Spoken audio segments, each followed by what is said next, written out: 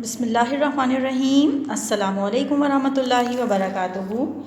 Dear students, I hope that you all are fine by the grace of Allah Almighty. मुझे उम्मीद है आप लोग बिल्कुल खैरियत से हैं and you are doing your all work regularly and properly. और आप अपना सारा काम रोज़ाना कर रहे हैं, डेली वीडियोस देखते हैं और साथ साथ क्लास वर्क और होमवर्क भी करते हैं. Okay, so what was the last work that I have given you? Yes, आपको लास्ट होमवर्क क्या मिला था? Yes students, in the last class we have learned about adjectives. हमने adjectives के बारे में सीखा था कि adjectives क्या होते हैं. Adjectives describes the things and people. Adjectives किन चीज़ों को describe करते हैं, किन चीज़ों के बारे में हमको बताते हैं, चीज़ों के और लोगों के. तो हमें जो है वो एडजेक्टिव्स की और प्रैक्टिस करनी है. आप एडजेक्टिव्स को यूज़ करें डेली, डिफरेंट ऑब्जेक्ट्स को, उनकी क्वालिटी बताएं कि वो कैसे हैं. ठीक है.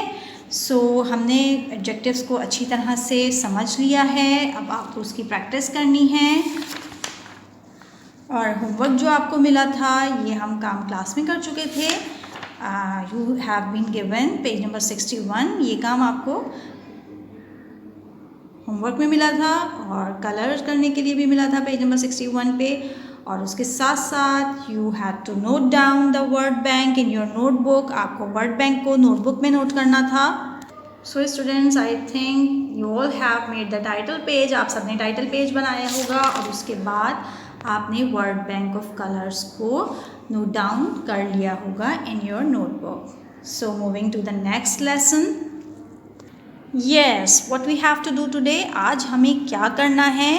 We are going to learn something about prepositions. आज हम जिसके बारे में सीखने जा रहे हैं वो क्या होते हैं? Yes, prepositions. वो prepositions होते हैं. And prepositions हमें किसके बारे में बताते हैं? They tells us about position of a noun. वो किसी भी चीज़ की या किसी भी पर्सन की, किसी भी एनिमल की, यानी किसी भी नाउन की पोजीशन के बारे में हमको बताते हैं. So let's have a look on the chart. जो चार्ट हमने यहाँ पे बनाया है ज़रा इसको देखते हैं. For example this is a noun. ये जो येलो आपको एक ग्लिटर सर्कल नज़र आ रहा है ये क्या है? ये नाउन है. अब ये नाउन कहाँ है? इस बॉक्स के अंदर. तो उसके लिए कौन सा प्रपोजिशन यूज़ करते हैं? We use in. जब कोई चीज़ किसी चीज़ के अंदर होती है तो उसके लिए हम प्रपोजिशन यूज़ करते हैं इन. और अगर कोई ऑब्जेक्ट या कोई नाउन किसी चीज़ के ऊपर रखा हुआ हो यानी उससे टच भी हो रहा हो तो उसके लिए हम कौन सा प्रपोजिशन यूज़ करते हैं? ऑन. ठीक है. अभी हम इसको एग्जाम्पल्स से भी सीखेंगे. Then we have one more preposition over. और over कहाँ यूज़ होता है? जब कोई नाउन किसी सरफेस के ऊपर तो हो लेकिन वो उसको टच ना कर रहा हो. देखें ये नाउन यानी ये ऑब्जेक्ट इस बॉक्स के ऊपर तो है लेकिन ये इसको टच नहीं कर रहा जैसा कि ऑन में कर रहा था. वहाँ भी ऊपर था लेकिन टच कर रहा था इसलिए हमने ऑन प्रपोजिशन यूज़ किया था. लेकिन यहाँ पर क्योंकि ये इस सरफेस को टच नहीं कर रहा, इस बॉक्स को टच नहीं कर रहा तो हम कौन सा प्रपोजिशन यूज़ करेंगे? ओवर. ओवर. जी. Moving to the next preposition which is under. What is the preposition? Under. और अंडर हम कहाँ यूज़ करते हैं? जब कोई ऑब्जेक्ट या कोई चीज़, कोई नाउन किसी चीज़ के नीचे होता है. ठीक है. किसी भी ऑब्जेक्ट के नीचे रखा हुआ होता है. जैसे कि आपको नज़र आ रहा है कि ये ऑब्जेक्ट इस बॉक्स के नीचे रखा हुआ है. सो हम क्या यूज़ करेंगे? The object is under the box. This object is in the box. This object is on the box. And this is over the box. And here the object is under the box. यहाँ पर ये box के नीचे है. जब कोई चीज़ किसी भी चीज़ के पीछे होती है तो उसके लिए कौन सा प्रपोजिशन यूज़ होता है? बिहाइंड, यानी कि पीछे. जैसे कि यहाँ पर तो हमें कुछ नज़र ही नहीं आ रहा, इसका मतलब वो चीज़ इस बॉक्स के पीछे है. नाउ वी कैन गेट, अब हमें मिल गई है, the object is behind the box. In front of, in front of means जब कोई ऑब्जेक्ट किसी चीज़ के सामने होता है. जैसे कि आपको यहाँ नज़र आ रहा है कि ये येलो ग्लिटरी ऑब्जेक्ट जो है ये इस बॉक्स के बिल्कुल सामने है.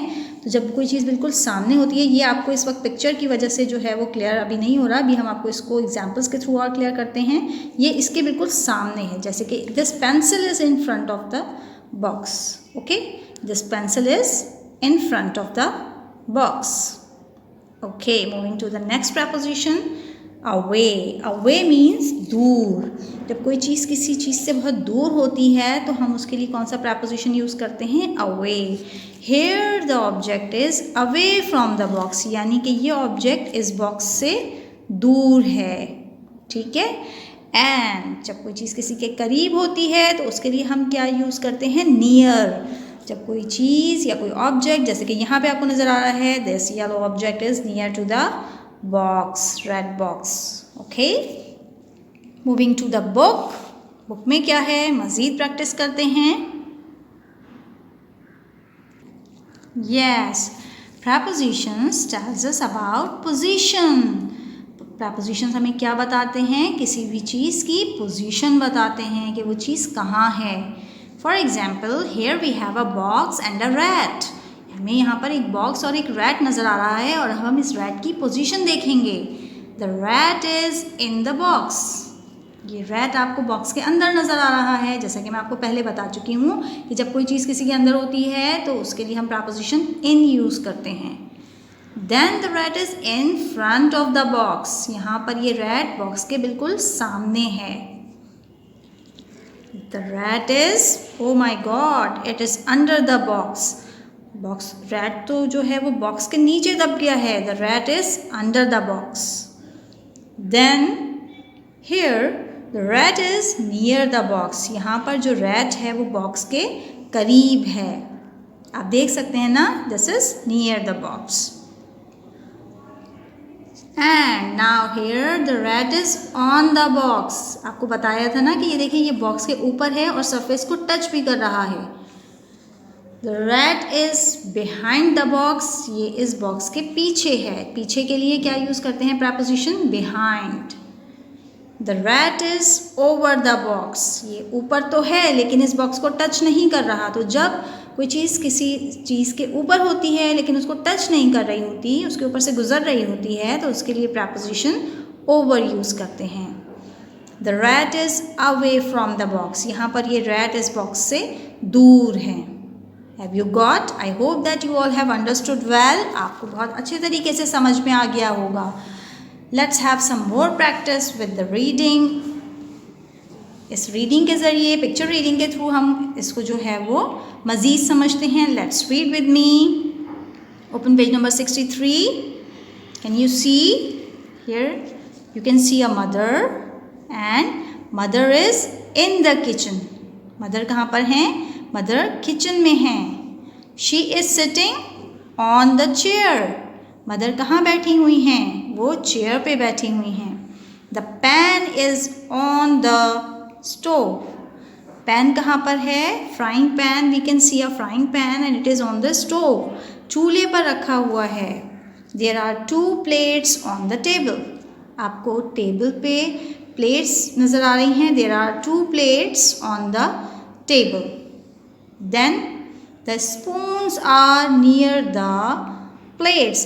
आपने देखा कि यहाँ पर मैंने ऑलरेडी कुछ प्रपोजिशंस को ब्लू कलर पेंसिल से अंडरलाइन किया हुआ है. मज़ीद प्रपोजिशंस को आपको अंडरलाइन करना है. जहाँ भी आपको प्रपोजिशन नज़र आए, जहाँ आपको लगे कि ये वर्ड तो पोजीशन शो कर रहा है, तो आप उसको अंडरलाइन करेंगे with a blue colour pencil. Okay. Spoons कहाँ पर हैं? प्लेट्स के करीब हैं. Spoons are near the plate. Then there is a burger in the plate. Can you see? Do you want to eat that burger? क्या आपका ये burger खाने का दिल चाह रहा है? Yes, there is a burger in the plate. There are some fresh fruits on the fridge. Yes, we can see there are some fresh fruits on the fridge. ये फ्रिज के ऊपर रखे हुए हैं, इसलिए हमने कौन सा preposition यूज़ किया? On. Okay, students. There is an oven beside the sink. Sink के साथ beside preposition कब यूज़ होता है? जब कोई चीज़ किसी चीज़ के बिल्कुल बराबर में होती है। और आपको नज़र आ इधर इस सिंक के साथ एक अवन भी रखा हुआ है। There is a jug near the stove. यहाँ पर आपको एक स्टोव यानी चूल्हे के करीब एक जग भी रखा हुआ नज़र आ रहा है। There are 6 eggs in the box. और आपको बॉक्स में 6 eggs भी नज़र आ रहे हैं। Can you find? Yes, I have found. There are 6 eggs in the box. Okay. There are 4 pots on the shelf. Shelf पे 4 बर्तन रखे हुए हैं। Where is the shelf? Can you find in the picture? Yes, there are 4 pots in the shelf. Okay, on the shelf there are 4 pots on the shelf. ये इन तो नहीं है ना, इन तो किसी चीज़ के अंदर होता है। Yes, very good. ये on है, यानी इसके ऊपर 4 बर्तन रखे हुए हैं। Yes. जी, अच्छी तरह समझ में आ गया है, मुझे ऐसा फील हो रहा है कि you all have got what are prepositions. Prepositions shows position of a noun. किसी भी noun की position बताते हैं कि वो कहाँ पर है। Okay, students. What you have to do today? You have to note down the word bank in your notebook. आपको आज क्या होमवर्क करना है? आपको इस word bank को, word bank of colors को अपनी कॉपी में नोट करना है। पहले टाइटल पेज बनाइएगा चैप्टर का और उसके बाद वर्ड बैंक नोट कर लीजिएगा। This is your homework for today. I hope you have got what are prepositions. See you in the next class. इंशाल्लाह we will meet you in the next class. आप अपना काम complete कीजिएगा। Till then अस्सलामु अलैकुम व रहमतुल्लाहि व बरकातुहू।